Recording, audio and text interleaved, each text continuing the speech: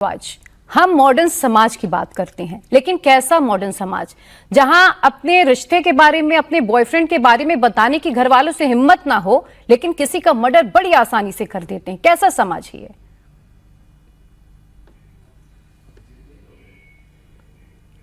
आपकी आवाज नहीं आ रही है। देखिए, जब हमारे समाज में एक ऐसा केस, हालांकि ज्यादातर तो ये केस कभी मीडिया में डिस्कस होते ही नहीं है, बट एक सोनम रघुवंशी राजा जैसा जब केस जो इतना ज्यादा डिस्कस हुआ, इतना भयावह वो केस था, उसमें अगर 11 महीने में ही बेल मिल जाएगी जो मेन कॉन्स्पिरेटर थी सोनम को, तो समाज में क्या ही मैसेज जाएगा कि अपने पेरेंट्स को कुछ बताने की बजाय, अपने पेरेंट्स से कुछ शेयर करने की बजाय, आप जिस इंसान को अपने रास्ते से हटाना चाहते हो उस इंसान को रास्ते से हटा दो। किसी को कानो कान खबर नहीं होगी। थोड़ा सा प्लान मर्डर का अच्छा बनाओ ताकि पुलिस को कोई शक भी ना हो। आपकी इनोसेंट सी सूरत है, आप महिला हैं, आपके ऊपर किसी का ध्यान भी नहीं जाएगा, एज एन एक्सीडेंटल डेथ वो पास हो जाएगी और उसके बाद जो है आप करना चाहते हैं जो अपनी लाइफ में कर सकते हैं। ये सिर्फ एक केतन अग्रवाल और सिया गोयल की स्टोरी नहीं है। सिर्फ जून 2026 में ऐसे 42 मर्डर हो चुके हैं जहां पे पत्नियों ने अपने पति को अपने प्रेमी के साथ मिलकर कहीं पे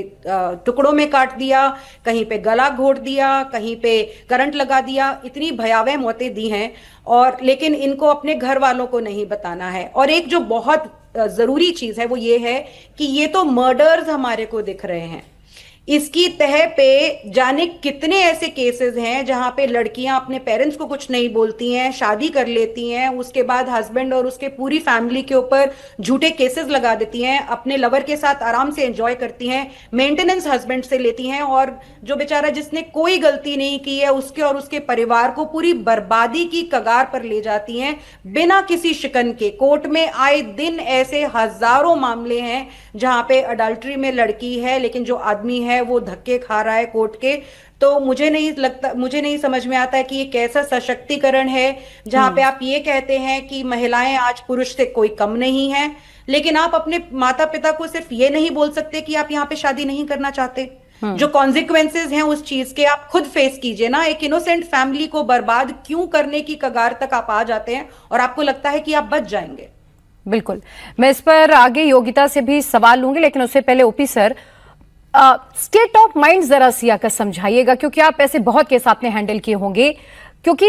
ऐसा पहली दफा नहीं था कि जब उसने मर्डर का प्लान किया, इससे पहले भी वो लोहगढ़ के किले में 14 तारीख को भी केतन को लेकर गई, प्लान किया, धक्का भी दिया, लेकिन वो तो केतन की किस्मत अच्छी थी कि उस दिन वो झाड़ियों में फंस गया और बच गया। इसके बाद दूसरी बार लेकर गई, पासपोर्ट चोरी कर लिया पहले कि उसे बाली ना जाना पड़े, जो प्री वेडिंग फोटोशूट होना था वो ना हो, लेकिन सोशल मीडिया में बिल्कुल अलग लाइफ चल रही थी। ऐसे में स्टेट ऑफ माइंड क्या रहता है, क्या दिमाग में चल रहा होता है?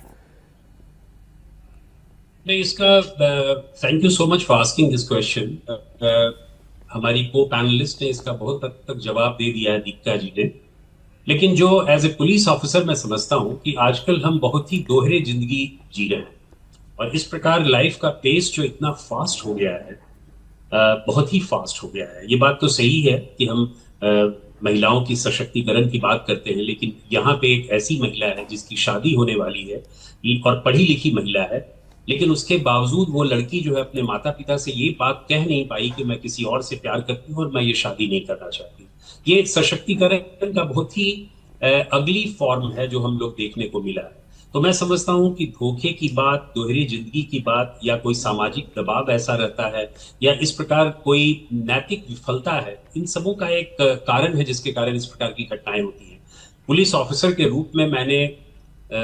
कई ऐसे केसेस देखे हैं, और दीपिका जी ने ठीक ही कहा है, बहुत सारे ऐसे केसेस हैं जिसमें पति ने पत्नी को मारा, पत्नी ने पति को मारा, और संभवतः कहीं ना कहीं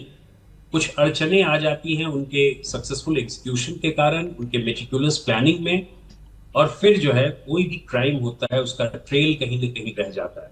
और उसी ट्रेल के बदौलत पुलिस इन्वेस्टिगेशंस में उन सब चीजों का पर्दाफाश होता है। तो मैं समझता हूं कि जो हमारी जिंदगी है वो जिंदगी बहुत ही फास्ट हो गई है। मैं बहुत सी मॉरल वैल्यूज की बात मैं नहीं करूंगा, क्योंकि मोरालिटी जो है वो डिफाइन होती है, हर एक का अपना अपना होता है, हर एक काल में अपनी मोरालिटी होती है। लेकिन फिर भी मैं ये कहूंगा कि जो जीने की जो कला है, जीने की जो पद्धति है और जीने का जो तरीका है, वो संभवतः बहुत उसमें बदलाव आया है, और यही कारण है कि हम फास्ट लाइफ के कारण इतनी फास्ट डिसीजंस लेने के लिए